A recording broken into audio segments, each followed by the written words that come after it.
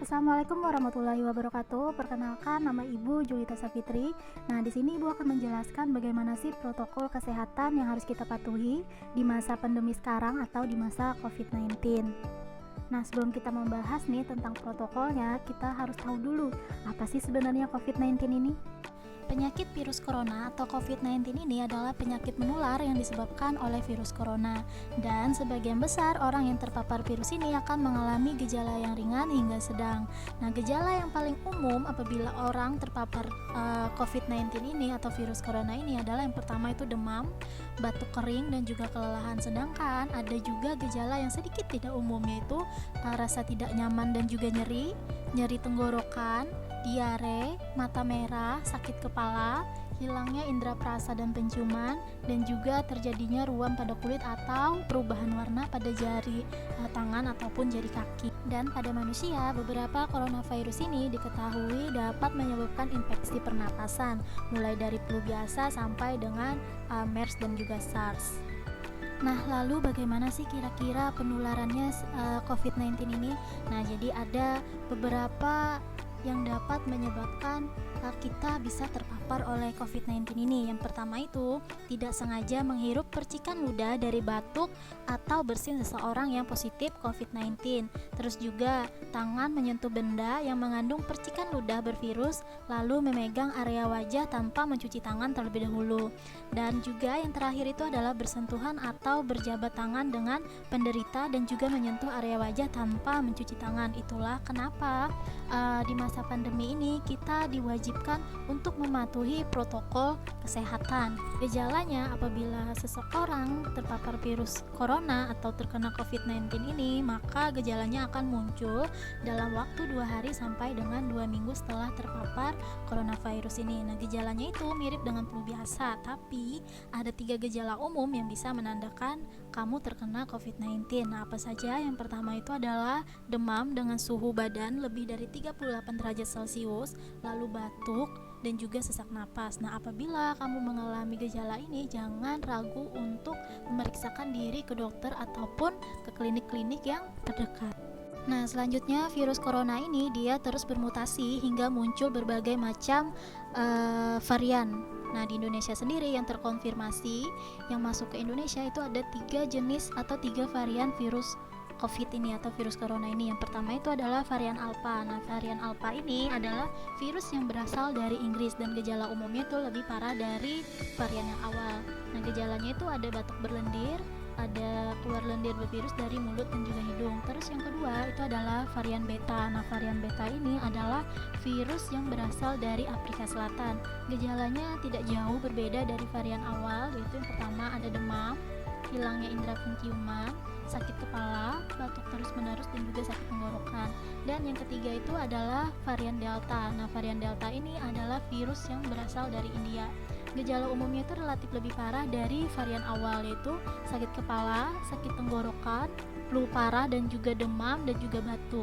Varian-varian baru virus corona ini dia lebih cepat menginfeksi daripada varian pendahulunya.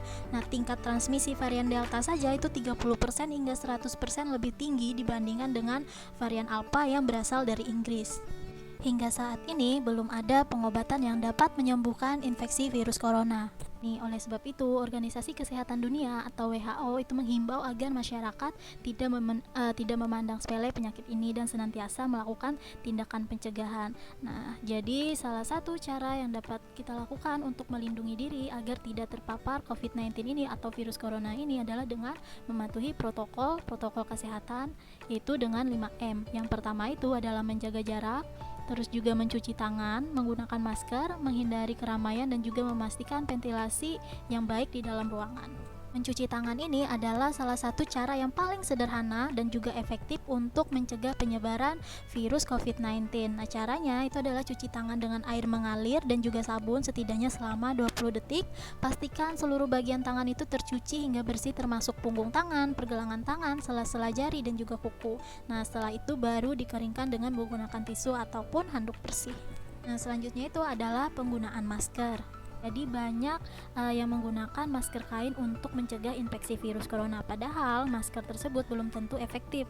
Namun secara umum ada dua tipe masker yang bisa digunakan untuk mencegah penularan virus corona ini, yaitu masker bedah dan juga masker N95. Nah, masker bedah atau surgical mask ini merupakan masker sekali pakai yang umumnya digunakan. Nah, masker ini mudah ditemukan dan harganya juga terjangkau dan nyaman juga untuk dipakai, sehingga banyak orang yang menggunakan masker ini saat beraktivitas sehari-hari. Selanjutnya adalah menjaga jarak secara fisik atau menerapkan physical distancing. Nah, pembatasan fisik atau physical distancing ini adalah salah satu langkah penting untuk memutuskan mata rantai penyebaran virus corona. Hal ini dapat dilakukan dengan cara tidak bepergian keluar rumah kecuali untuk keperluan yang mendesak ataupun darurat. Nah, selain itu kita juga harus menjaga kebersihan diri, menjaga kebersihan rumah juga sangat penting dilakukan selama pandemi COVID-19 berlangsung. Hal ini dikarenakan virus corona ini dia terbukti dapat bertahan hidup selama berjam-jam, bahkan berhari-hari di permukaan suatu benda. Nah, oleh karena itu, rumah harus rutin dibersihkan dan dilakukan disinfeksi secara menyeluruh, termasuk perabotan dan peralatan rumah tangga yang sering disentuh. Contohnya, misalkan ganggang pintu, remote, televisi, keran air, dan juga permukaan meja. Selanjutnya, di sini kita akan membahas bagaimana sih cara penggunaan masker yang benar agar kita terhindar dari virus corona. Khususnya di SMP Tunas Pertiwi ini masih sering sekali melihat anak-anak yang menggunakan masker itu tidak digunakan untuk menutupi hidung dan juga mulut, tetapi digunakan untuk menutupi dagu. Nah, jadi maskernya ditaruh di dagu. Nah, itu adalah salah satu contoh penggunaan masker yang salah. Nah, di sini contohnya ini adalah penggunaan masker pada masker sekali pakai ya. Nah, yang pertama dan yang paling penting yang harus kita lakukan itu adalah harus mencuci tangan terlebih dahulu sebelum memegang masker. Terus yang kedua itu harus periksa dulu nih kondisi maskernya. Apabila ada yang sobek, maka masker tersebut tidak dapat dipakai lagi. Dan juga yang ketiga itu harus mengganti masker sesering mungkin. Nah, selanjutnya ini adalah etika kita ketika batuk ataupun bersin ketika kita berada di tempat keramaian ataupun di tempat umum. Nah, cara yang pertama yang dapat kita lakukan itu adalah dengan menggunakan masker. Terus yang kedua itu adalah tutup dengan siku bagian dalam bila batuk dan bersin. Terus cara yang ketiga itu adalah tutup dengan tisu bila batuk ataupun bersin, dan setelah itu langsung buang tisu ke tempat sampah. Dan yang terakhir itu harus cuci tangan dengan sabun dan juga air mengalir. Nah, jadi ini adalah adaptasi kebiasaan baru atau AKB, cegah COVID-19 dengan Cita Mas Jajar. Nah, harus selalu diingat kata-kata Cita Mas Jajar. Cita itu selalu cuci tangan dengan sabun, terus Mas itu selalu gunakan masker, dan Jajar itu jaga jarak minimal 1,5 meter untuk mencegah penularan COVID-19. Itu tadi materi tentang protokol kesehatan di masa pandemi COVID-19 ini. Diharapkan setelah mempelajari ini, anak-anak khususnya di SMP Tunas Pertiwi dapat mengikuti dan mematuhi protokol kesehatan, yaitu dengan 5M, menggunakan masker, selalu mencuci tangan dengan air bersih, terus yang selanjutnya menjaga jarak, menghindari kerumunan, dan selalu menjaga kebersihan rumah dan juga kebersihan diri. Dan selalu ingat semboyan Cita Mas Jajar. Cita itu cuci tangan dengan sabun dan air mengalir, Mas itu selalu menggunakan masker, dan Jajar itu jaga jarak minimal 1,5 meter. Baik, cukup sekian untuk materi hari ini tentang pengenalan protokol kesehatan di masa pandemi COVID-19, dan Ibu harapkan setelah mempelajari ini kalian dapat mematuhi dan mengikuti protokol kesehatan. Dan selain itu juga Ibu harapkan kalian dapat mengedukasi atau memberikan informasi kepada orang-orang di sekitar tentang pentingnya protokol kesehatan ini untuk dilaksanakan. Dan semoga kita semua selalu diberikan kesehatan. Ibu akhiri, salah hilap mohon maaf. Wassalamualaikum warahmatullahi wabarakatuh.